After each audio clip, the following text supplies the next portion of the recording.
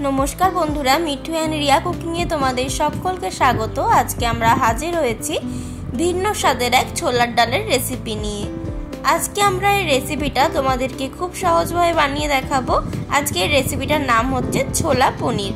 একদম ধাবা স্টাইলে বা অনুষ্ঠান বাড়ি স্টাইলে তোমাদেরকে বানিয়ে দেখাচ্ছি। তার জন্য প্রথমেই আমি এখানে এক বাটি পরিমাণে ডাল নিয়ে নিয়েছি। এখানে 250 গ্রাম ছোলার ডাল নিয়েছি। ছোলার ডালটাকে খুব ভালোভাবে জল দিয়ে ভালোভাবে ধুয়ে নিতে হবে। 2 থেকে 3 বার জল বদলে বদলে ভালোভাবে ছোলার ডালটাকে পরিষ্কার করে ধুয়ে নিয়েছি। এবার ডালটাকে সেদ্ধ হওয়ার জন্য একটা প্রেসার কুকারে দিয়ে দিচ্ছি। ডালটা একটা সিটি দিয়ে ভালোভাবে সেদ্ধ করে নেব। দিয়ে দিলাম একটু জল আর দিয়ে দিচ্ছি একটু সরষের তেল। সরষের তেল দিলে ডালটা প্রেসার থেকে ছিটকে যে বেরিয়ে আসে সেদ্ধ হওয়ার পরে ওটা আর হবে না। এবার একটা সিটি দিয়ে ডালটাকে সেদ্ধ হতে বসিয়ে দিয়েছি। আর এখানে আমি নিয়ে নিয়েছি 150 গ্রাম পনির।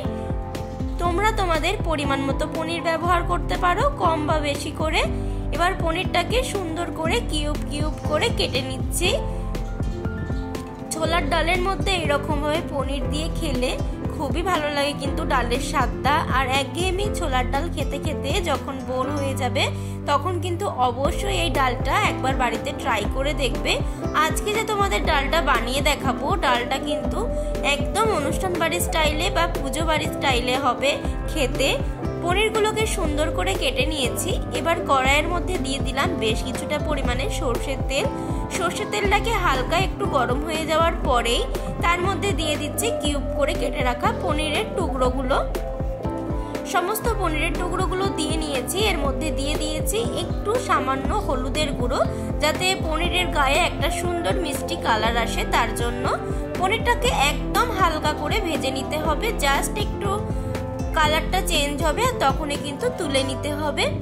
পনির কিন্তু কোনোভাবেই বেশিক্ষণ ভাজা যাবে না। এবার ওই তেলের মধ্যেই ফোড়নে দিয়ে দিলাম 2টো তেজপাতা, 2টো শুকনো লঙ্কা, একটু গোটা জিরে।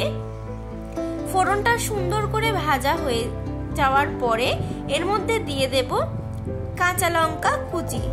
কাঁচা লঙ্কাগুলোকে এরকম লম্বা লম্বা করে দুভাগ করে কেটে রেখেছি। আর দিয়ে দিচ্ছি মিডিয়াম সাইজের একটা টমেটো কুচি। মিডিয়াম সাইজের টমেটো কুচিটাও দিয়ে দিয়েছি। এবার টমেটোটাকে সুন্দর করে ভেজে নেব যতক্ষণ না পর্যন্ত টমেটোটা একটু নরম হয়ে যাচ্ছে। টমেটোটা যাতে সুন্দর তাড়াতাড়ি করে নরম হয়ে যায় তার জন্য এখানে দিয়ে দিলাম সামান্য একটু লবণ। লবণ দিলে টমেটোটা কিন্তু খুব তাড়াতাড়ি নরম হয়ে যাবে। দেখো 2 থেকে 3 মিনিট ধরে টমেটোটাকে একটু ভেজে নিয়েছি আর টমেটোটা কিন্তু সুন্দর এখন নরম হয়ে গেছে। এবার রঙের জন্য আমি ব্যবহার করছি একটু কাশ্মীরি রেড চিলি পাউডার, 1/2 চামচ মতো। তোমরা চাইলে এটা স্কিপ করতে পারো, যেহেতু আমরা ভিডিও বানাচ্ছি রংটার জন্য একটু কিন্তু কাশ্মীরি রেড চিলি পাউডারটা দিতে হবে, তার জন্য দিলাম। আর এখানে দিয়ে দিচ্ছি আদার পেস্ট। এখানে শুধুমাত্র আদাই রয়েছে। আদার পেস্ট দিলাম 1.5 চামচ পরিমাণে। আদাটা দেওয়ার পরেও ভালোভাবে এবার কষিয়ে নেব যতক্ষণ না পর্যন্ত আদা থেকে কাঁচা গন্ধটা চলে যাচ্ছে।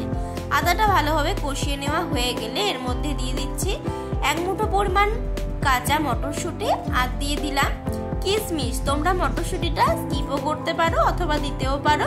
আর কিশমিশ দিলে তো ছোলার ডালের স্বাদ খুবই ভালো হয়, সেটা তো সবাই জানি।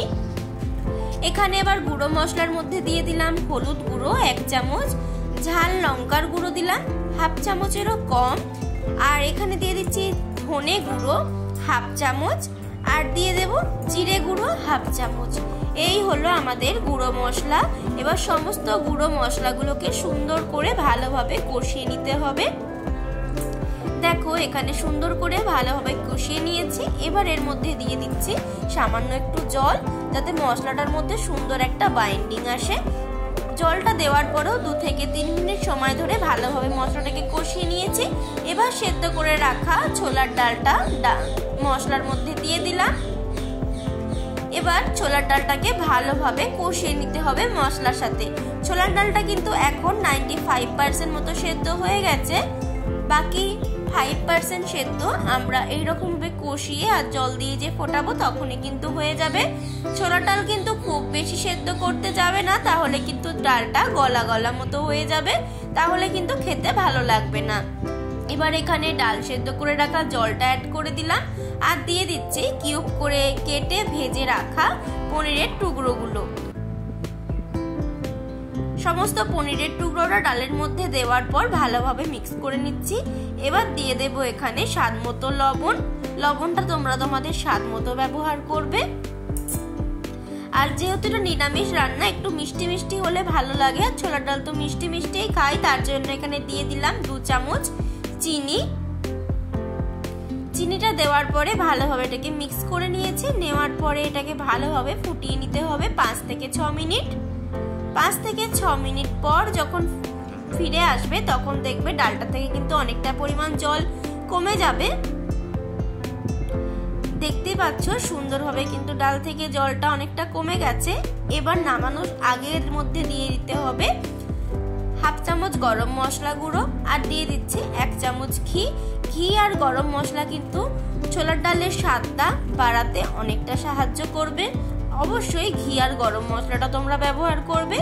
এবার ঘি গরম মশলা দেওয়ার পরে গ্যাসের ফ্লেমটাকে অফ করে দিয়ে সুন্দরভাবে এটাকে মিক্স করে নিলে রেডি অনুষ্ঠান বাড়ির স্টাইলে বা ঠাকুর বাড়ির স্টাইলে বা ধাবা স্টাইলে নিরামিষ ছোলার ডাল। আজকের এই ছোলার ডাল রেসিপিটা তোমাদের যদি ভালো লাগে তাহলে অবশ্যই আমাদেরকে কমেন্ট করে জানাবে। আর ভিডিওটা ভালো লাগলে অবশ্যই লাইক, কমেন্ট, শেয়ার, সাবস্ক্রাইব করবে আমাদের এই ছোট্ট চ্যানেলটা। আজকে এই ছোলার ডালটা আমরা সার্ভ করছি দই পরোটার সাথে। দই পরোটার রেসিপিটা অবশ্যই আমরা তোমাদের সাথে শেয়ার করব। তোমাদের কেমন লাগলো আজকের ভিডিওটা সেটা কিন্তু জানাতে ভুলবে না। তোমাদের এক একটা কমেন্ট, এক একটা লাইক, এক একটা সাবস্ক্রাইব আমাদেরকে অনেক বেশি উৎসাহিত করে ভিডিও বানাতে। সবাই ভালো থেকো, সুস্থ থেকো, ভালো খেতে থেকো আর ভালো খাওয়াতে থেকো। আজ তাহলে ভিডিওটা আমরা এখানেই শেষ করছি। দেখা হবে পরের দিন নতুন কোনো একটা ভিডিওর সাথে। টাটা।